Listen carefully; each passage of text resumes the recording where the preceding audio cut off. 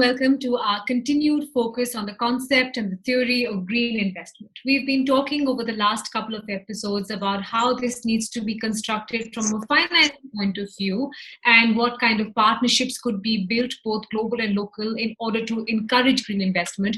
But we thought we'd take a step away from that for a bit and just talk about the dynamics within a nation. For India, for example, things have been tough post-COVID financially. There has been a lot of stress on key verticals like health and education. Where does that leave the concept of climate action or conservation or sustainability? And is there a moment here where India can pivot and actually create space for it? Joining me to talk about that and to talk about the dynamics that India may be working within are two experts on the subject, one on finance and one on sustainability. We've got Nick Robbins, who's Professor in Practice Sustainable Finance at the Grantham Research Institute on Climate Change and Environment. Welcome, Nick. And Puja Mehra, who's a financial journalist and author. Puja, welcome to this conversation. Puja, I thought we'd start by sort of laying out a landscape of what we're talking about from the Indian context here. There's been enough criticism about India's stimulus package or the lack of it.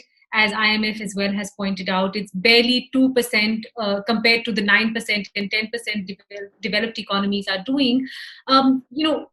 First of all, it's lacking. Second of all, it doesn't seem to have a focus at all towards sustainability and climate action. Would you say that's a production of the condition we're in, or could something have been done differently?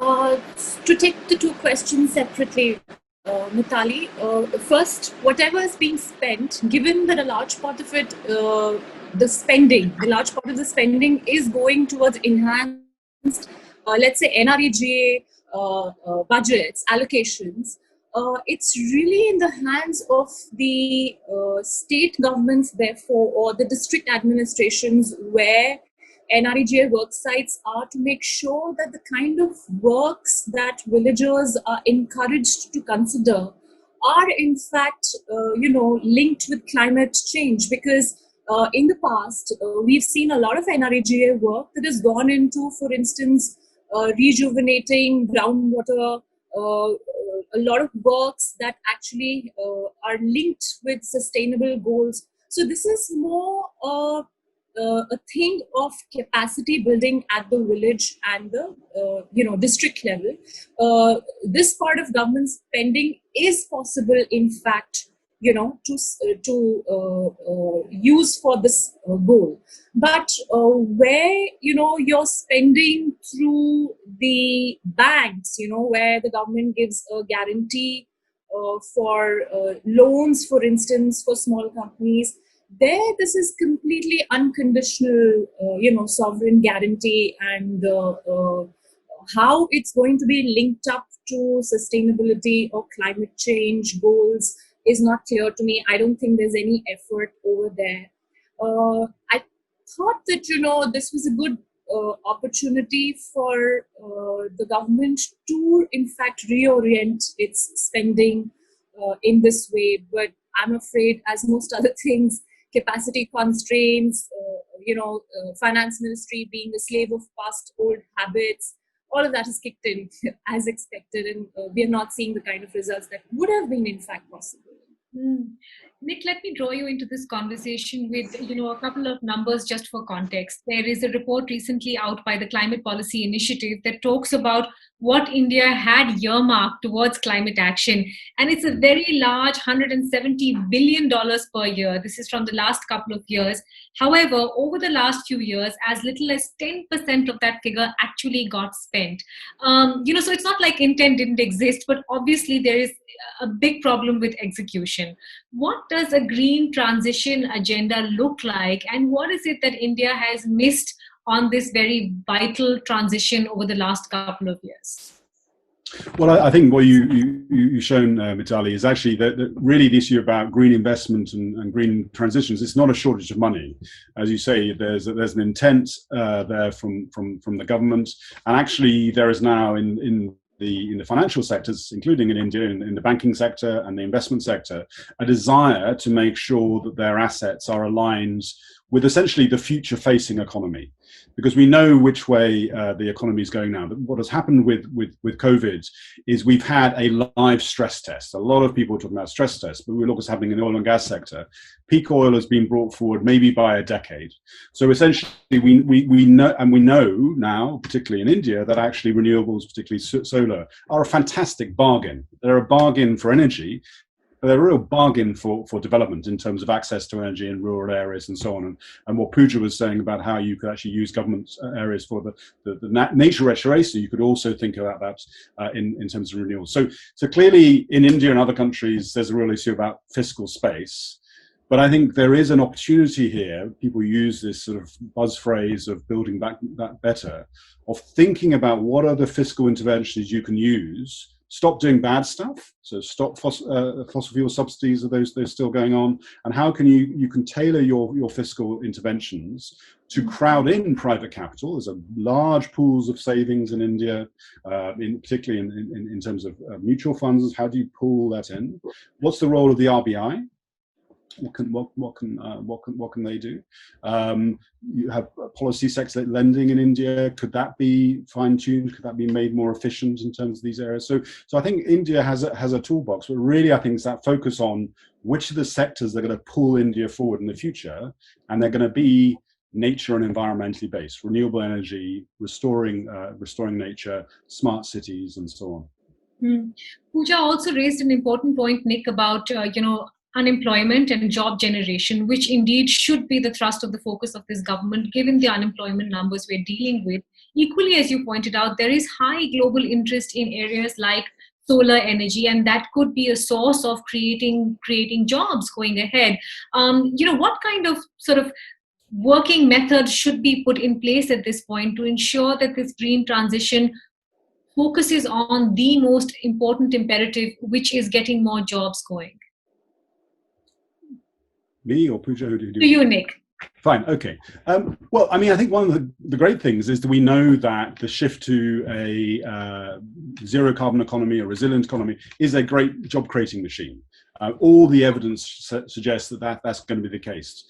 Last year, renewables worldwide, 500,000 extra jobs. So this actually, the sectors that we need to invest in are labor intensive. Nature restoration, absolutely important in terms of reducing water stress, improving soils, very labor intensive. So in a sense, the sort of very, very high carbon economy we have actually is not very job intensive. The economy we need to move into is, and it's also very skills intensive. So it's not just sort of lots of manual labor, but also lots of smart labor, lots of science, IT, and so on, which India has an abundance. And work that some universities have done, Nick Stern and Joe Stiglitz and others, have shown actually that the labor-intensive nature of the green economy is a real bonus at this time. So building efficiency, renewables, clean infrastructure, nature restoration. So I think there's a real alignment here between the jobs agenda and the green transition. Puja, what would you identify as the large execution problems here? Because on the one hand, you have the Ministry of Finance, like you said, that is cash strapped, but is perhaps also quite myopic in its view on how to spend that money. And on the other, you also have the Ministry of Environment that is, giving out licenses, much to the chagrin of people who are watching the impact on environment. Is there an execution error in terms of thought, or is there just an execution error period? We haven't got this right, and we need to start from scratch. Mitali, no, I think this is a failure of vision. I think this is not, the execution failure is an outcome of an inability to think about these things in a cohesive manner. And is the finance ministry cash strapped? Given the impact of the pandemic on tax collections, yes, it is. But we can't forget that even before COVID, even in high growth years, India has almost always run a very high fiscal deficit. So, what I'm trying to say is that this is a structural problem. We are almost always in a state of loose fiscal policy, and we somehow seem to believe that that is the way to pursue growth. No, that is not the way to pursue growth. The way to pursue growth is to think about a growth strategy This growth strategy, apart from looking at just pure GDP growth, must also look at that this growth comes about from labor intensive sectors, like Nick was just saying, must also look at that fact that how do you integrate sustainable and green goals with your growth strategy, and evolve a completely new way of ensuring that your GDP grows while creating jobs in a green manner. Where is that thinking? I've not seen that kind of thinking in India in the last 15 years. After 1991, when have we really thought about a growth model that is going to take us to better incomes? We are all the time thinking about how do we compensate one set of people because they are not managing to get good incomes, be it farmers, be it poor, rural, be it the migrant. Now we are hearing about, possibility of NREGA for urban workers. Is that going to solve your green goals? Is that going to solve your jobless growth problem? No. So our energies are all focused, towards wrong goals. We are always chasing wrong goals. And the fact that the environment ministry is not applying itself to green growth and is instead applying itself to somehow how to make sure that environment does not become a stumbling block for those pursuing growth. That confused goal of the environment ministry is evidence, of what I'm trying to say. So we just need to rethink completely about what is the kind of growth we want and how do we get that growth. That thinking is completely missing in government, outside government, in the discourse. That I think is the problem.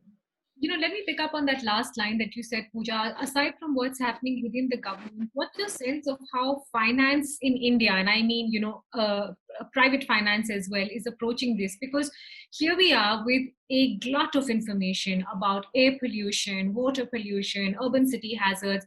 We don't seem to have at all any information on how finance is reading all this data and whether or not they're even, integrating that in how they think about planning investment going ahead. Not at all, not at all. Everybody is just chasing those, small margins or arbitrage gains. That just seems to have become the way business operates, the way policy operates, the way finance operates. We're all the time chasing very short-term goals. No, I don't see who, is thinking about long-term goals of sustainability, of climate change. That I think, needs to change. And that really is the problem. Nick, one hesitates to use the word policy with government because that usually means new programs, under the guise of old ones. But can you think of 2 or 3, 4 policy changes that should be done from the Indian context in order to make any sort of transition happen, or even to start off this change within this COVID period?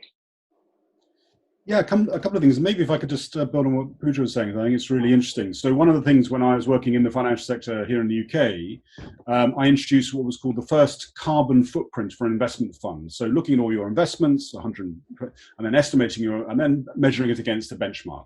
And then we published that, and therefore our investors that actually could see, I'm investing in this portfolio, and it's we worked out it was about 30% less than the benchmark. So I would say there's a very aware middle class in India who have funds, they're aware of environmental issues and so on. I think there's a real competitive driver here for funds in India to actually start measuring and publishing. You could use carbon. It's quite a quantitative thing. I'm not saying it's the only thing, but you could look at actually other social indicators and actually start competing on that. And so I think actually you could use that area. To go to your actual question, I think one of the things we're talking here is about the link between the sort of development imperative, the sort of green transition, and then government, so a policy indicator. One of the areas that is most sort of dynamic at the moment is the green bond market, both in India. There's some really interesting developments there, but also globally. And there are discussions about sovereign bonds. So you've had countries issuing green sovereign bonds and so on. You've had Chile, you've had Germany, you've had Sweden, you have France, and so on. And I think there's a real potential here for India. One, it connects your fiscal issue with your capital markets. It's a real signal. Everybody holds a sovereign bond. Banks hold it. Insurance companies hold it. And I think it'd be a real signal of intent from the government. I think this could be raised in rupees, so it wouldn't be a foreign currency issue for domestic savers, and actually saying this is how you can apply domestic savings for these countries' future. And again, the experience suggests you can get a good price. So governments can get sort of 1 basis point, but a little bit of a better price. So you get a better price. It's a signal of intent, and you're again showing to the rest of the financial system that actually this is the direction of travel. So I would say that would be my sort of focus on this one. Puja, is there a way to tailor this to make it politics neutral? Because the problem also with our country, as it is in many other countries, is that we start off on a track and then that goes, a whole other place in state governments and central, depending on who's in power. Is there a way to set this to make it politics neutral?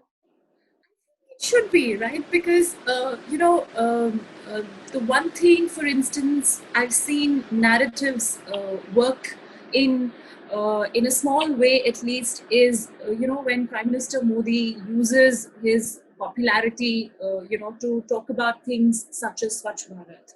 Now, when you start with that, that's a small start. There's a lot of backup, follow-up, and support to that needs to be done. But once that message begins to percolate, especially when he talks from the platform of his Man Ki Baat, etc., then if somebody was to follow it up with, well thought out policies at various levels, there's some, I think, scope over there.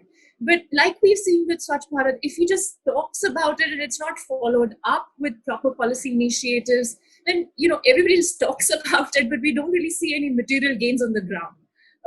So yeah, it can be done.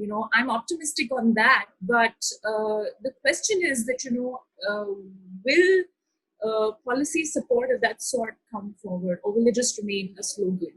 That I think is the real question. Getting it started, I think Prime Minister Modi does almost always a good job. Final question to both of you on how we do this as a team and as a single person. Nick, that's the other interesting thing that's happened, is that climate action and climate pledges have increasingly become unilateral. For the Eurozone, for example, they've decided that they've put out a target, and if everyone else can't keep up, well, that's just too bad, versus, what we used to try to strive towards, which is 100+ nations coming towards an accord together. Do you see that as probably the future, where everyone's going to try and go it alone, especially on climate and sustainability? Well, I think what is happening is actually it's not unilateral in a very, very interesting sense, because I think what all the governments are coming forward, the EU, China with its 2060 target, they're actually saying, how are we implementing the commitment we made 5 years ago in Paris? Yeah, it's all there in Paris. So actually, and India has signed up to that, which is about reducing emissions, increasing resilience, and mobilizing finance. So essentially, I would see these as part of it's the next wave of countries coming forward with their plans to implement this common goal. This common goal. So I think the challenge obviously is going to be in India is thinking through at what point it will become net zero, and particularly thinking through probably the other piece which hasn't really been talked about is the resilience dimension, particularly rural communities, as we've discussed, issues about heat stress, water stress, soil quality and erosion, and so on. But I think India has a real potential, particularly looking through to the presidency of the G20, for example, of actually sort of setting out a sort of development first or development-led net zero target. China set 2060, EU's 2050. It's going to the timeline is going to be in that area, but actually really seeing how that could be a driver for the development goals that India has. Puja, President Trump's recent comments about India's filthy air met with a lot of angry tweets, and people pointed out that we were signatories of the Paris Climate Accord and we knew this better than the others. Can we go it alone if we do set out targets fiscally, intentionally, and otherwise, or do we need to have this umbrella of a global community in order to move towards some kind of sustainable goals? Mitali, I'm not an expert on this like Nick is, but I just want to say that, is it even fair to expect India to go alone on this? And let's not even talk about what is fair, but how will the world meet its sustainability and green goals if India is not a part of it? So, if the goal is to become like that, then and if India is at a stage of development where we need to rethink our growth models, etc., have an opportunity here to integrate the green goal with our development goal, then to expect that India should do it all by itself is if you give us a helping hand, it helps you meet your goal. So I'm not at all here going to say that India is going to do it by ourselves. There's so much we are trying to do on ourselves, and any help that we need should be given to us, because we are not just doing it for ourselves. It makes a difference to the global goals, outcomes, how well we are able to achieve our goals. Could I just jump in? Because I think you're absolutely right. And that's the key of the Paris Agreement is finance. And clearly there's an obligation, particularly industrialized countries, to provide climate finance. And so I think that's a really essential element of India, not going alone, but actually having financial and technological sort of assistance and cooperation as well. Absolutely fantastic having both of you on this chat. Thank you so much for joining in with your thoughts, Nick and Puja. Thank you, Mitali. Thanks so much.